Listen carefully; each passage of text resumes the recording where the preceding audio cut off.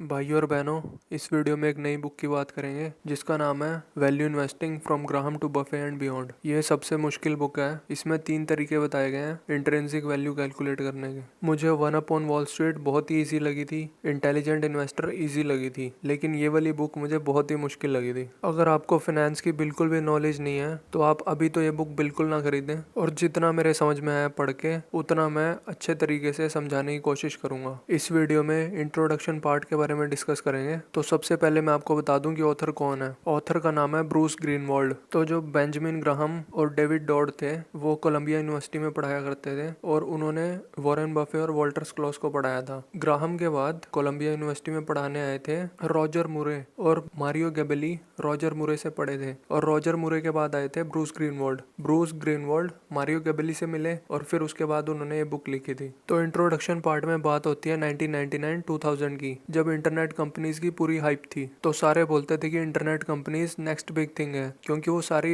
Industries की productivity बढ़ा देंगी। लेकिन ऑथर बोलते हैं कि प्रोडक्टिविटी और प्रॉफिटेबिलिटी में बहुत फर्क होता है। जो इन्वेस्टर्स हैं उनको प्रोडक्टिविटी से कोई लेना देना नहीं, उनको सिर्फ अपनी प्रॉफिटेबिलिटी से लेना देना है। तो ये बात सच थी कि इंटरनेट ने सारी इंडस्ट्रीज की प्रोडक्टिविटी इंक्रीज कर दी थी, लेकिन उसने कंपटीशन भी बहुत ज्यादा इंटेंसिफाई कर दिया था, जिसकी वजह से जो इंटरनेट कंपनीज अपने प्रोडक्ट्स बेचती थी उनके प्राइसेस बहुत चीप हो गए थे, जिसकी वजह से सबकी प्रॉफिटेबिलिटी कम हो गई, क्योंकि सब सस्ते से सस्ते में बेचने को तैयार थे। तो प्रोडक्टिविटी जरूर बढ़ी, लेकिन प्रॉफिटेबिलिटी भी कम होगी उसके साथ। तो जो वैल्यू इन्वेस्टर्स थे उन्होंने इस इंटरनेट मेनिया में बिल्कुल भी पार्टिसिपेट नहीं किया, क्योंकि उन्हें पता है कि जहाँ पे भी इंटेंसिफाइड कॉम्पिटिशन होता है ना, वहाँ पे कभी प्रॉफिट्स तो हो ही नहीं सकते। जब मार्केट चढ़ रही होती है तब तो लोग भूल जाते हैं कि स्टॉक मार्केट रिस्की है, और जब मार्केट कोलैप्स होती है तब वो सोचते हैं कि मार्केट बहुत ज्यादा रिस्की है। इतनी रिस्की वो होती भी नहीं। तो अगर आप वैल्यू इन्वेस्टिंग को सही से समझ लें तो आप ऐसे पागलपन से बच सकते हैं। वैल्यू इन्वेस्टर्स वो लोग होते हैं जो 1 रुपए की चीज 50 पैसे में खरीदते हैं, और वैल्यू इन्वेस्टर्स ये रियलाइज करते हैं कि वे इंसान हैं, और इंसानों में बायसेस होते हैं,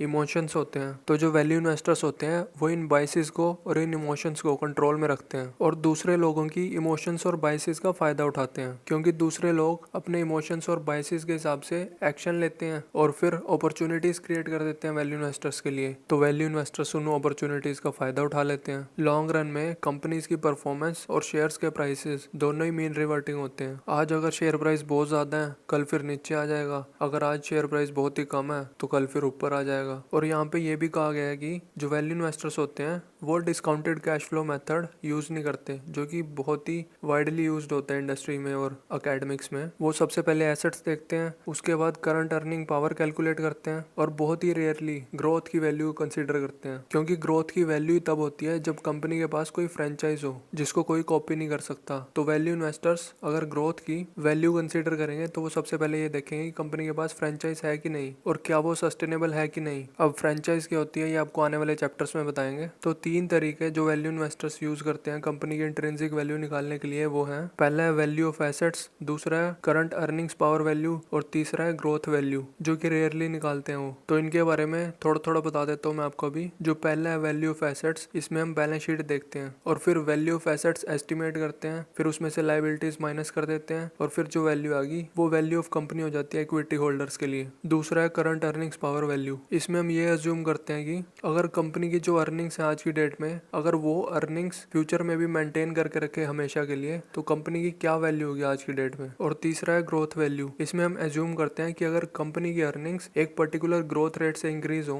तो क्या वैल्यू होगी कंपनी की आज की डेट में। तो अभी आपको लग रहा होगा कि ये बहुत ही आसान है, ये तो मैंने अपनी एमबीए में भी किया हुआ है। तो ये वो नहीं है, जब चैप्टर्स आएंगे ना तब असली पता चलेगा कि क्या चीज होती है। और अगर आपको कोई चीज समझ नहीं आ रही किसी चैप्टर में तो आप अगले चैप्टर्स देखते रहें, क्योंकि ये इंटरलिंक्ड है, लास्ट में जाके सब कुछ क्लियर होता है। छोड़े मत बीच में ये वाली सीरीज बिल्कुल भी। ये वीडियो सीरीज देखने के बाद बेस्ट केस सिनेरियो हो सकता है कि आपको सब कुछ समझ में आ जाएगा, और वर्स्ट केस सिनेरियो ये हो सकता है कि हर एक वीडियो में से थोड़ा थोड़ा आपके समझ में आ जाएगा। तो नुकसान का सौदा तो है ही नहीं। तो मैं कहूँगा आप सारी देखो, और नहीं समझ में आ रहा तो दोबारा देख लो।